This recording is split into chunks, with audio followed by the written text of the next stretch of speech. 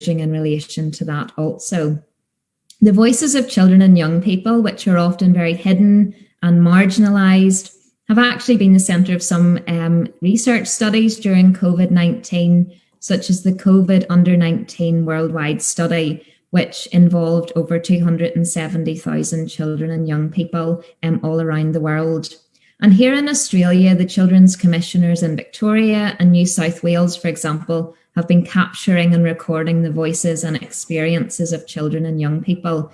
And their opinions really must be at the heart of all that we do.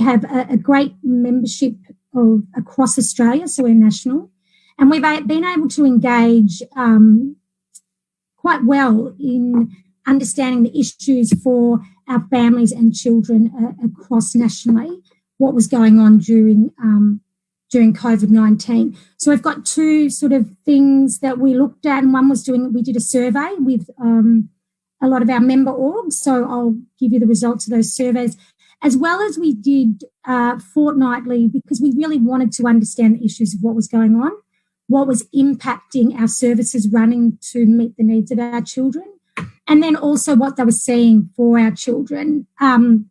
So we did a survey, and we also had fortnightly conference calls, which were challenged sometimes with a lot of people on them. And then we also did a lot of one-on-one calls. So what I'll try and get through this with probably a bit of their personal reflections or some issues that they come up with, and some of the solutions that I was just quite blown away because they were quite innovative.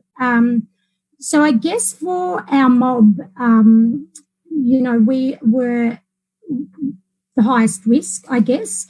And just to give you a bit of a comparison, I know these stats are a bit from October, but I think it'll help give you a comparison. So as of October 14, there was a total of 27,341 cases of COVID had been reported in Australia. And these included 24,896 recovered cases. And unfortunately, at that point, there was 904 deaths. And of course, that number since then actually, probably since September, started to decline. But for our mob, it was really quite concerning because we were high risk. So as of October 13, there were 146 cases reported in our communities for our people. That's approximately 80% of cases that were locally acquired. And of those, 75% were reported in major cities. Approximately 20% were reported in inner or outer regional Australia.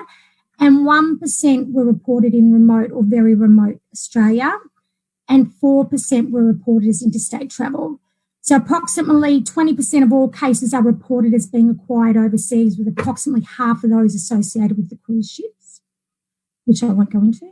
And while still distressing, the strength and the response from our communities was absolutely amazing. The number of cases among Aboriginal and Torres Strait Islander people was 6 times lower than the population that was affected at the same rate as the rest of Australia.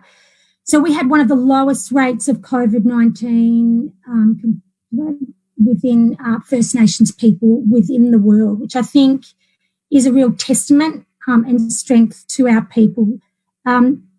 It was a particularly trying time, particularly worrying about elders and our mob being connected. So we found ways to do that, but I just want to commend that strength in our community of going into action straight away. The Australian government recognised that Aboriginal and Torres Strait Islander people are at greater risk than non-Indigenous people, and these risks extended well beyond the health threat of just COVID-19. So the higher vulnerability to social, economic impacts due to pre-existing levels of disadvantage. And this has been significant flow-on effects for many of our children and families. So since March, Snake has engaged with over 50 service providers that work with our children and families, and I've sort of explained how we interacted with them. And so we wanted to understand and know the issues and advocate effective policy and practice responses.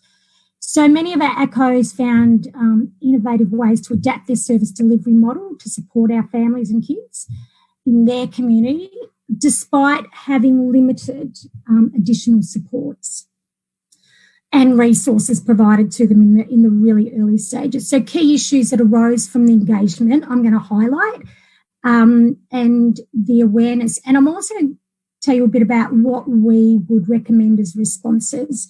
Again, these can be found in the Family Matters report that was just released, which is on our website, but I'll pass that link on to so we can get it out to you onto Faith. And also the survey will be eventually published as well. We're just in the middle of writing that up. So the crisis has exposed weaknesses within the early childhood education and care system. So we had disproportionately impacting on our families and our kids. Additional stress resulting from, again, that economic hardship, the health issues, the isolation, the increased demands on homeschooling, which I personally can tell you was very hard, and a lack of respite for parents, for carers of our children, particularly children with disabilities. We had behavioural issues, developmental delays, and so it was across a range, as well as the technological divide that excludes a lot of our families from accessing educational resources, and not to mention the mental health and other support services that were impacted. So with this survey, I'm going to just briefly talk about both short and long-term repercussions that were highlighted. I guess one of the questions was around how much each wellbeing domain was impacted within their service centres. And 68% of respondents believed that it had a negative effect on Aboriginal and Torres Strait Islander children's wellbeing. And when asked to report on the domains of wellbeing that it impacted on, 74% reported high to extreme on mental health and emotional wellbeing. 66% reported on high to extreme impact on culture and connection, and 60% reported on high to extreme impact on learning and skills. Let's remember that our children start rates behind when they go into the education system. We also need to remember that culture is a protective factor. So two things that impact already are impacted more by COVID-19. So there's strong evidence that a loss of cultural connection and a negative self-identity are contributing factors to high rates of our youth suicide.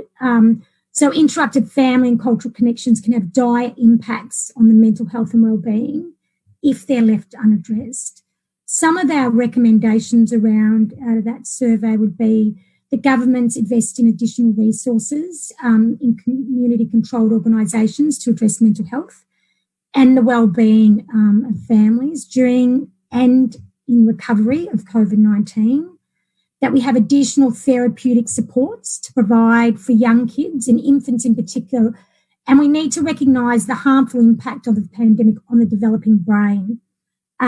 So one, heightened feelings of anxiety, distress and uncertainty, and I've seen this in our community. Two, worry about infection or infecting family members and elders. And three, disruption to usual care, education, and especially for those who had therapy that was disrupted during the lockdown period. The governments fund the development and rollout of national guidelines, standards, training and accreditation for trauma-informed practice to work with our children and families. The main sort of areas that come out of the long-term impact, and so 74% of participants believed the impacts of COVID-19 on our children are ongoing and will continue over the 6 months. So the domains that they identified were mental health again and emotional wellbeing, economic wellbeing, again, cultural connection, and again, learning skills. So the three most important priorities for government assistance for Aboriginal and Torres Strait Islander families during both short-term and long-term recovery were in this order. One, additional resources for ACOs. Two, increased investment in family and support services. And three, suspended implementation of permanent care orders for children in out-of-home care. And I will go on to that a little bit in a second. So of the participants asked that worked for ACOs, 63% cited additional resources for ACOs as the most important form of government assistance. But for mainstream staff, the most important assistance is to continue and increase relief payment to families, and that was 84% So there's a bit of a difference in what we want for our own and how we know that self-determination and working with our mob actually makes a huge difference rather than just those relief payments. And there was another heap of supports that were identified, and I'll definitely let people know when this is released. There's also the mental health of our children in connection to culture. So we know that culture is a protective factor, and the community networks that support wellbeing for children and families, they were heavily disrupted during the social distancing, and particularly in remote communities where there were severe lockdowns. And I will say Victoria, because that's where I'm from, and we had quite a huge lockdown, and I've seen significant changes within my own daughter within that time. So in families, particularly in out-of-home care, encountered multiple access barriers to telehealth. So that's including access to technology for some, restricted capacity to services to build trusting relationships through online communications, and services that are not culturally safe or designed to meet the specific needs of our children and our families. And I guess, we've got a range of recommendations there, but I don't think at this point our health system is able to cope and address all the needs of all our children at this point in time, let alone particularly be culturally safe and address the needs of our Aboriginal children. I think one of the major accesses for us and that we worked really hard on was during COVID-19 and the early childhood education centres. Of the participants that provided a childcare subsidy approved services, 64% reported a decrease in number of children attending, with 51% reporting a decrease in hours of attendance. So for the majority of these that reported decrease in attendance, it was the fear of COVID-19 transmission, and that was cited as the reason for less children attending the service. With low attendance rates of many of our kids in the service at the point of collapse. So many services had to lay off our workers. Quality early years educators are vital to our service system. And so with building relationships of trust between, staff and families, they're able to break down a heap of barriers in the access. So the early childhood education care relief package, coupled with the JobKeeper support package, that was a positive step towards supporting our services. Yet there's fundamental concerns remain about the new funding model and how the various types of Aboriginal and Torres Strait Islander services can keep our children, families, communities safe during the outbreak. So some of the stats around that was 22.6% of survey participants saw an increase in children attending, and 11.3% saw an increase in hours of attendance once the fees, we had free childcare. So the majority of those echoes attributed the increase in attendance to reduced requirements to interact with Centrelink or to obtain other government funding. So key factors that limit our children participating in the early years centres, once they were removed, we actually saw an uptake in kids entering back into childcare. So once barriers are removed, people are happy to make sure that our kids, attend and get their best needs met. So the free childcare delivered through COVID-19 relief package was another major factor that removed barriers during the crisis, and the application of the activity test that excluded many of our families from access beyond a minimal 12 hours a week due to their parents' employment status, and the activity test, we were able to see hours being increased within that. Again, these figures and facts will be once we release this report. I'm just mindful of time as well. Yeah, if you can bring your talking to a conclusion. Yeah. So the other thing was the technological divide, and a really good example of that would be the Torres Strait Islander area having to use their tower and actually jump off Papua New Guinea because their tower was unable to meet the needs of what was going on.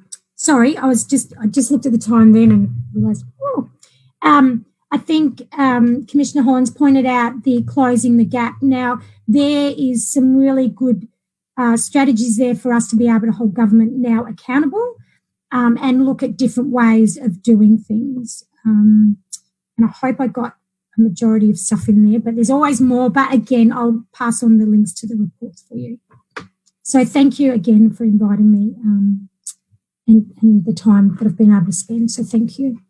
Thank you very much, Sue-Ann, for this wonderful presentation and for shedding some light on the painful experiences of Torres Strait Island children during the last 10 months or so. And thank you very much for both of you for your talks. I would like to kickstart the discussion, which raising a question concerning one of the fundamental rights of children under the UN Convention on the Rights of the Child, which speaks about children's participation and involvement in decisions concerning their own life.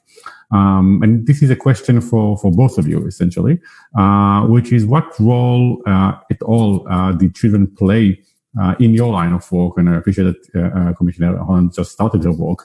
What role did children play in gathering this information, in shedding light about the hardship that they have experienced? And what role will children play moving forward with forming policies and executing policies which should tackle some of the hardship that COVID-19 has created for children? Who wants to start? Well, I'm happy to start, Noam. And thank you to the person who asked the question. Look, I think there have been a few surveys of children during this time, which is great. But look, I might just make some general reflections about the participation of children. I think it's been one of the achievements, I think, of the last decade that there are many more organisations now who would be routinely engaging with children and young people in their work. And so, wherever you look, there are youth advisory bodies, there are surveys being done by the various state and territory commissioners and so forth, and lots of NGOs and so on. What I think is still the case, though, that the things that children are telling us through these participatory mechanisms, that we still struggle to translate them into the design of policy or the implementation of policy. So there is a bit of a gap there. And I think what we're seeing is there is a greater level of intention and aspiration with regard to the participation of children, but I think we lack skill in how to design policy using a participatory approach or a person-centred approach to design. And so for one example is the new strategy for that will be the successor to the National Framework for Protecting Australia's Children. The various community services ministers who have oversight over this strategy across the country have made it clear that they do want children's participation as part of this. But sometimes I feel like it's a little bit tokenistic, and rather than really seen to inform policy. So I'm interested in really exploring over the next few months how we can make our attempts to listen to children have some meaningful results in terms of what the policy actually looks like. Thank you. Sue-Ann, do you want to add something? Yeah, I think, once the pandemic hit, it's really hard to engage children. They're under pressure themselves. I think if we get the mechanisms of how we engage children right in the first place, and we've set up those groups and they're really safe and kids are feeling heard, and I guess I'll go on the side of Commissioner Hollonds when I say that we're not good at implementing what they want and how that looks for them. So I think the first thing is setting up really safe spaces for them to be able to get their voice heard. And it's not particularly in surveys or written. It could be behaviour. We've got to look at all the different ways children, show what they need and what they want. Thank you. And a lot to be learned here from both governmental and non-governmental bodies alike in the design and execution of these surveys. And it's not only, as two of you have mentioned, not only about gathering children's voices, but also then learning how to incorporate them in whatever we, in our capacities, are doing. So thank you very much for this insight. A question from the chat by Eva Lester, a question for Commissioner Hollonds. Eva asks, what can we learn from the COVID-19 experience and its impact on children, to children in immigration detention and children living in other situations of extreme precarity and vulnerability, in particular children with parents who are on temporary visas, including but not only refugees and people seeking asylum? Well, this is a very difficult area of policy, is it not? And you will all know better than me that this is not my background, but I certainly in the first few weeks in this role have been exposed to information about the dire circumstances of children who are living in families on these various kinds of temporary visa arrangements. And the uncertainty, the precariousness of their lives, the fact that some of them, as I understand, have been recently given 3 weeks' notice of a change of visa status, meaning they lose many of the supports they might have had, they lose their housing, and have to change houses and change residence and change schools and so forth. And as I understand it, these children are largely being supported by non-government organisations. So I'm at the very early stages of my investigations into this situation. I want to understand who is responsible for the well-being of these children. I've asked a few questions so far and haven't been able to get a clear answer yet. And then once I've worked out who it is, then I want to ask, well, what is being done to make sure that that what we know children need to be well looked after, that these things are actually happening for them. So it is. I think my own sense is, as recently just a member of the public when it came to these matters, my own sense is that as we now don't have large numbers of children in detention, other than the two Biloela children, the family from Biloela, that the Australian community probably thinks they're okay now, that these kids are okay now, but actually they're not. And so, as I said, I'm at the early stages of investigating what is happening, but there are clearly problems here, and where it appears that we're not doing what we should be doing to support the well-being of children whose families are living under incredible stress. Thank you very much for that. Facebook posted a question about make a comment about a digital gap between different children. Would you like to abuse your co-moderating role in asking the question in person? I think it was more just, in terms of the themes. I do have another question, though, that kind of draws on something that Commissioner Hollonds mentioned about the kind of middle-class perspective, the adult perspective that's quite dominant in the media. And I really learned so much from Sue-Ann's presentation in relation to how communities have mobilised themselves to keep each other safe. And I was wondering, how have Aboriginal and Torres Strait Islander children been involved in those successful efforts to contain the virus?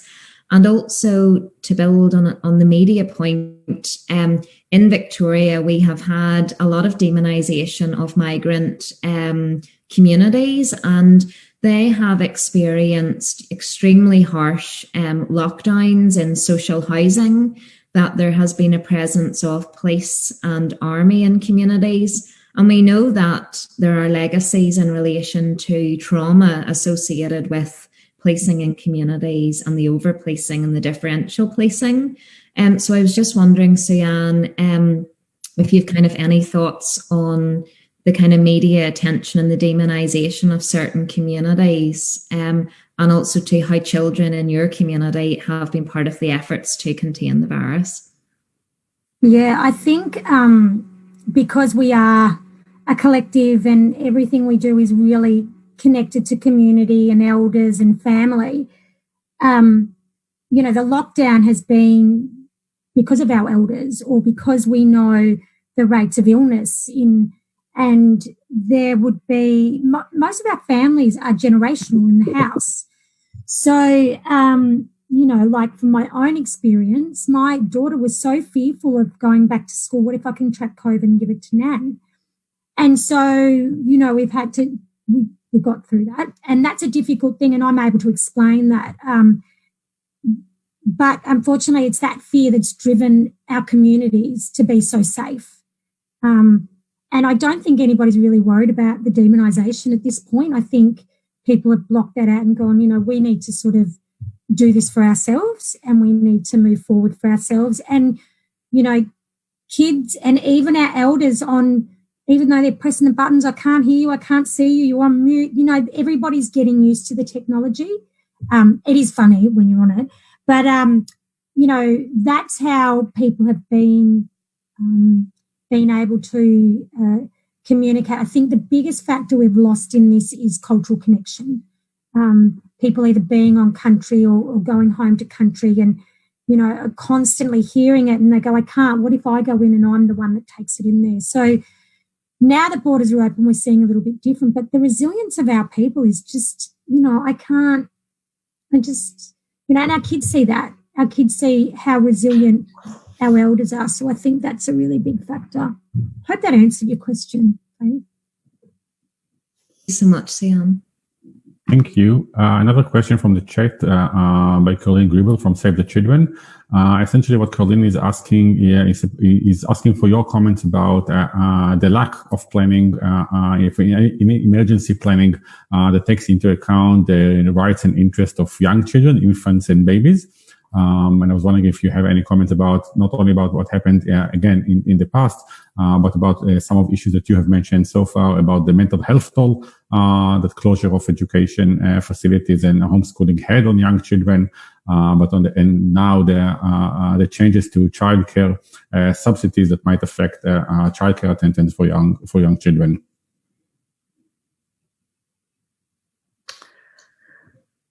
No, I'm not sure if this is addressing the question specifically, but I guess I would just reiterate that it is my view that most policy is actually designed with adults in mind, and if children are considered, it's usually in a peripheral manner, as sort of, they're the baggage of the parents, so they have to, they're there, but rather than putting children front and centre. And I think that's the difference if I compare Australia to some other countries. I mentioned before that I grew up with parents who didn't speak English. I was a migrant child myself. I come from Finland, actually. I was I'm a migrant to these lands. But in that country, which I know a little bit as well now, they talk about children being at the centre of policy. And so it's no wonder they have all these policies that we really think, we wish we had them. But they have a deliberate sort of way of putting children at front and centre. It's part of their consciousness. It's been developed and sustained over many, many years. And so I think it's at the cultural level in this country that we don't value children or childhood in the same way as other countries whose policies we aspire to. So in order for us to have success in achieving that sort of policy shift, I think we need to work at the cultural level as well. We need to create a country that does value children for their own sake, not just for the adults and workers that they will become, but that and this is where I believe the human rights framework is very important, because it invites us to respect children as they are now. And it is my belief that a country that is able to do that is actually a better country for all of us to live in. Thank you. Sue-Ann, do you want to add something?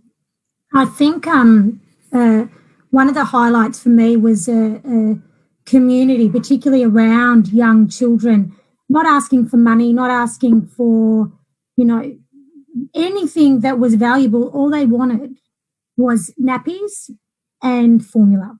And they were very clear. That's all we need.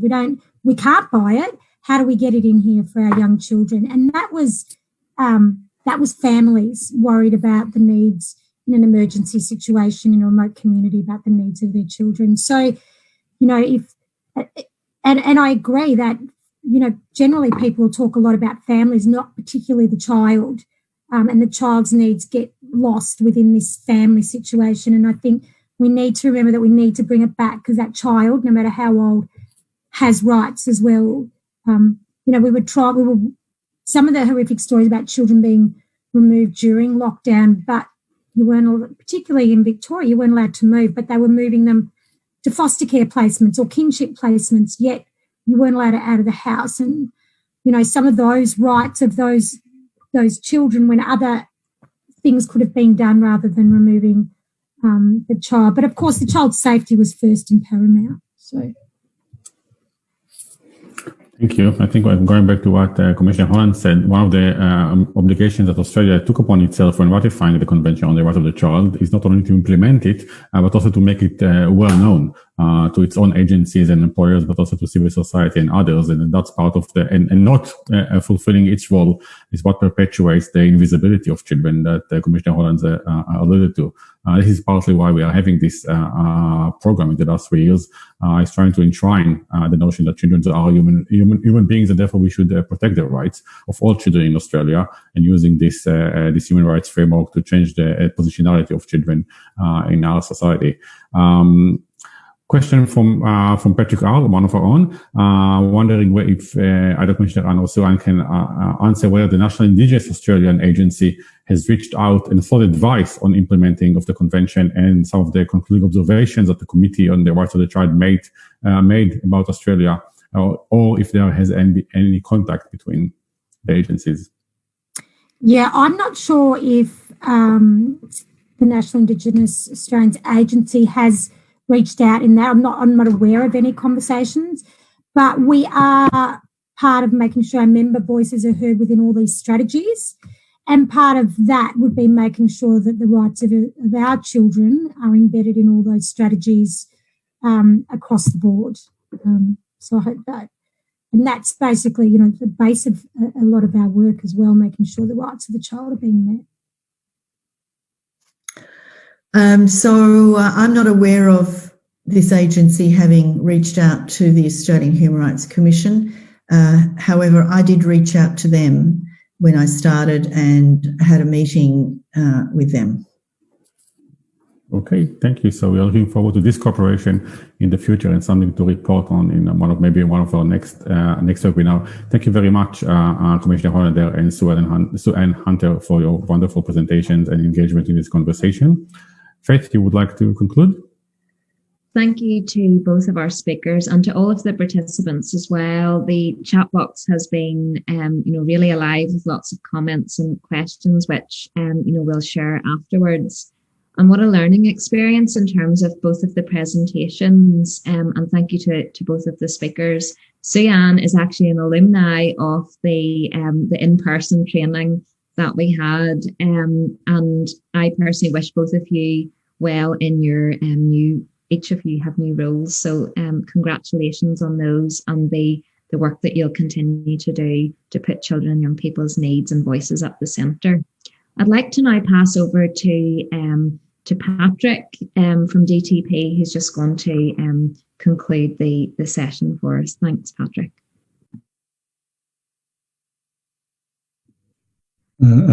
Thank you very much, Faith, Noam and Sue-Ann. That's very kind of you. Actually, I was going to ask Claire if she could say some sort of final remarks and offer thanks on behalf of the Diplomacy Training Programme, because she's really been coordinating this work with our other colleagues. So I'll pass on to Claire. Thanks. Thanks, Patrick. On behalf of the Diplomacy Training Program, Youth Law Australia and Australian Lawyers for Human Rights, I'd like to once again thank both Anne and Sue-Ann for your time today and for sharing your experiences with everyone. I'd also like to thank our wonderful moderators, Faith and Noam, as well as everyone that participated today, both for your interest in the topic area and our webinar, as well as your thoughtful and insightful questions, comments, and contributions that you've made, both in the chat box and in the discussion. As it was said at the beginning of the webinar, this is the second of a series of webinars on children's rights that we are running. And these are building on our in-person capacity building programs that we have run from 2017 to 2020 on the Convention of the Rights of the Child and the CRC treaty reporting process. And it's aimed at the states and territory government officials, as well as civil society and people that are working with children and for children. So each of these webinars, we're planning on exploring a specific aspect of the convention, as well as examining Australia's responses to the issues that have been identified by the CRC committee. Registration for the past two webinars has shown us that there is a lot of interest in this work. And we'd love to hear from all of you about any specific themes or issues that you would like us to cover in upcoming webinars. This will be the last one for 2020, but we're planning on coming back probably in the first week or two of February in 2021 for the next one in the series. As you're now being registered, we've got your contact details, so we'll be contacting you within like the middle to end of January to give you some updates on when that next webinar is.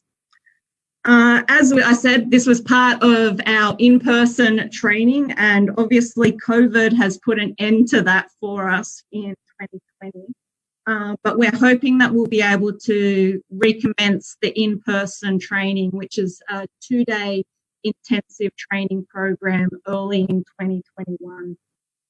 We're also interested in hearing from you about what cities you would like us to come to. Previously, we've had courses that have run in Sydney, Darwin and Brisbane, but we're very interested in going wherever the need is. So if you want to contact DTP at unsw.edu.au, I think Patrick's putting that up in the chat box now, just let us know where you would like us to come, and we'd look at being able to get out there sometime early in 2021. The webinar was streamed on both our YouTube as well as our Facebook sites, so that will be available for you if you want to watch later or if you missed anything. I'll also send around a link with all of the links that were posted in the chat following, so you'll have access to all of those resources later today. So finally, I'd just like to thank you once again for your time and hope you have a very good weekend and a happy and safe holiday period as well. So thank you very much.